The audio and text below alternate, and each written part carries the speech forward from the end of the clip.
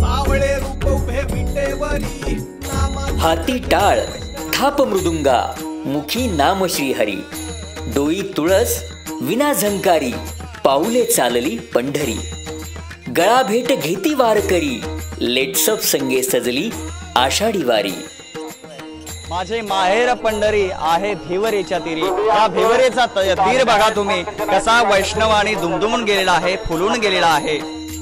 महाराष्ट्राला भक्तिरसात डुंबविणाऱ्या आषाढी वारीचे खास वार्तांकन पहा फक्त लेट्सअप वर। मगरपट्टा सिटी ग्रुप प्रस्तुत लेट्सअप अभंग वारी मध्ये 500 लोकांचा स्वयंपाक करतात। वय किती आहे?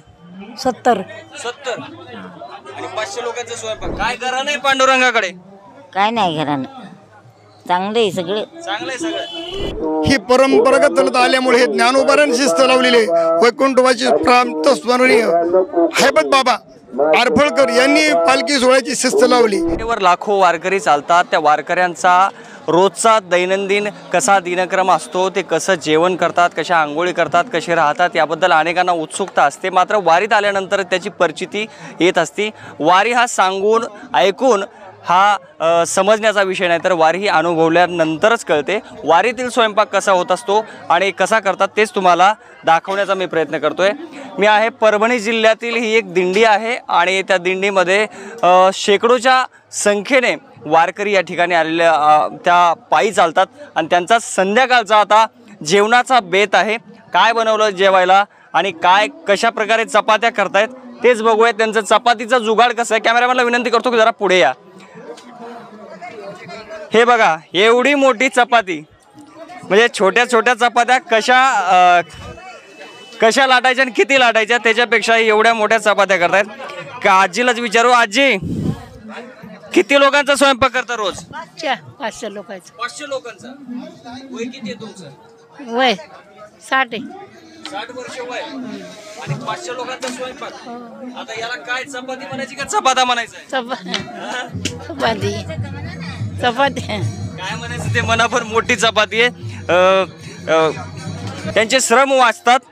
काकू आहेत आटा लावतायत। काकू किती लोकांचा तुम्ही आटा रोज करता? 500 लोकांचा। तुमचं नाव सांगा बरं तुमचं कौतुकच केलं पाहिजे। गुजाबाई चव्हाण। गुजाबाई चव्हाण 500 लोकांचा स्वयंपाक करतात। वय किती आहे? 70 आणि 500 लोकांचा स्वयंपाक घरी किती करता? घरी 4-5 माणसाचा। घरी 4-5 माणसाचा की सुनबाईला सांगता? नाही मीच करते। तुम्हीच करताय? हो। पण काय भेटतं वारीत येऊन एवढं मोठं काम करायचंय वारीचा काय अनुभव सांगाल? याचं पुण्य पुण्य आहे। हा पण एवढं काम करावं लागतं त्याचं काय? त्याचं काही वाटत नाही। काय वाटत नाही? काय वाटत नाही। किती वारी आजी तुमची? माझी ही पहिलीच वारी। पहिलीच वारी? हो। पण मग पहिलीच वारी इतकं मोठं काम करावं लागतंय त्याचं काहीच वाटत नाही? काहीच वाटत नाही। शीन येत नाही। मग काय वाटतं नेमकं? आनंद वाटतोय याचा आनंद वाटतोय। किती दिवसापासून चाललाय तुम्ही? आळंदी पासून चाललाय की अजून कुठून? 1 महिना झाला मी सारखं करण्यावरच चालायचं आणि स्वयंपाक करायचा? नाही टेम्पो मध्येच बसून येतो आणि मग स्वयंपाक करतो। तुम्ही 4 जणी करता स्वयंपाक? दुसऱ्याही आजी आहेत जरा मी विनंती करतो की जरा पुढे या। आजी चपात्या लाटतायत आपण बघू शकतो। आजी चपात्या लाटतायत। आजी हे एवढ्या मोठ्या चपात्या वारीतच बघायला मिळत आहेत? हो। काय नाव तुमचं? सरुबाई। सरुबाई हो। मग आता या तुम्ही 4 जणी सगळा स्वयंपाक करायचा आहे? हो 4 करतो आम्ही। किती वय तुमचं? आता म्हणतात 70 वर्ष माझं वय तुमचं किती आहे? 70च्या पुढे आहे मग। 70च्या पुढे गेलाय। काय करा नाही पांडुरंगाकडे? काय नाही घरानं चांगले सगळे चांगलंय सगळं। निश्चित आपण जर बघितलं तर ती चपाती लाटतायत कशी आणि ते केवढी चपाती ती चपाती बघूयात। वारीमध्ये शेकडो वारकरी असतात आणि त्यांना फार कमी वेळ असतो आणि त्या कमी वेळामध्ये त्यांना जेवण करायचं असतं आणि त्यासाठी त्यांचे श्रम वाचावे म्हणून मोठा तवा आहे आणि त्या तव्यावर भली मोठी चपाती बघा। या चपातीचे तुकडे करून जवळपास 2 ते 3 जण वारकरी जेवतील एवढी मोठी ती चपाती आपल्याला पाहायला मिळते आणि त्या चपाती पाहिल्यानंतर आपल्याला कळते की एवढी मोठी सुद्धा चपाती असू शकते का? तर होय ही वारीमध्ये आपल्याला चपाती बघायला मिळते आणि ह्याच त्या माऊल्या आहेत ज्या 4 माऊल्या सुमारे 500 लोकांचा स्वयंपाक करतात. 70 वर्ष वय झालंय, 80 वर्ष वय झालंय, मात्र सीन येत नाही अशा त्यांच्या भावना आहेत.